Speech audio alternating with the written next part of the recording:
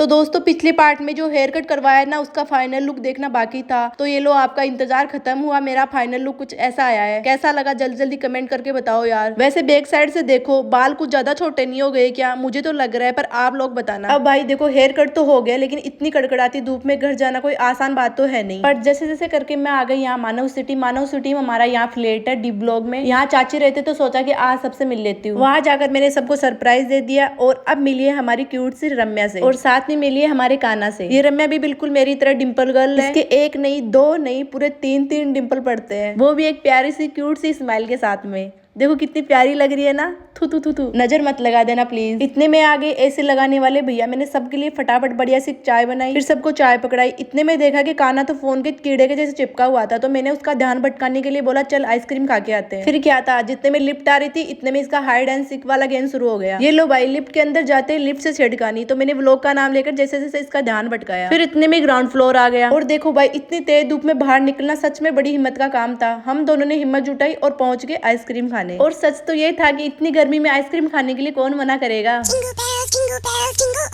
सरोज का पेपर हो चुका था, तो सरोज भी आने वाली थी, इसलिए थोड़ी देर रुक के हमने यहाँ सरोज का वेट किया। इतने में सरोज भी आ गई। मैंने पूछा हाँ भाई पेपर कैसा हुआ? तो पहले तो बोली बैड, फिर हंसकर बोली अच्छा। अब भाई समझ में नहीं आ रहा कहना क्या चाहती है, तो मैंने सोचा चल काना से ही पूछ ली। काना कुछ समझ में आ रहा है? काना बोला नहीं भाई मुझे तो बिल्कुल नहीं आ रहा। फिर थोड़ी देर सो गई, उठ के थोड़ी देर रम्या के साथ खेली। इतने में हो गया था घर पे जाने का टाइम, और जैसे ही शाम हुई हम निकल पड़े हमारी प्यारी सी खाटू नगरिया की तरफ, क्योंकि बॉस जो सुकून हमारी खाटू नगरी में है वो सिक्कर में कहाँ मिलता। सच बताऊं तो बाबा के धाम की बात ही अलग है। और ये देखो मेरी कल तक चोटी कितनी बड़ी थी और आज देखो कितनी छोटी हो गई। तो फाइनली शिक्षा नगरी को किया टाटा बाय बाय और हम पहुंच गए रिंगस। और देखो यहाँ आते ही स्रोत तो सीधा टूट पड़ी आइसक्रीम पर। लगता है पेपर की सारी थकान आइसक्रीम से ही मिटेगी। फिर क्या बस में बैठ के आ गए घर। सुबह के 7 बजे निकले और रात के 8 बजे पहुंच रहे हैं घर पे। थकान इतनी भयंकर है, फिर भी देखो स्माइल जरूरी है। तो अब बाकी की बातें करेंगे कल, तब तक के लिए टेक केयर, बाय बाय।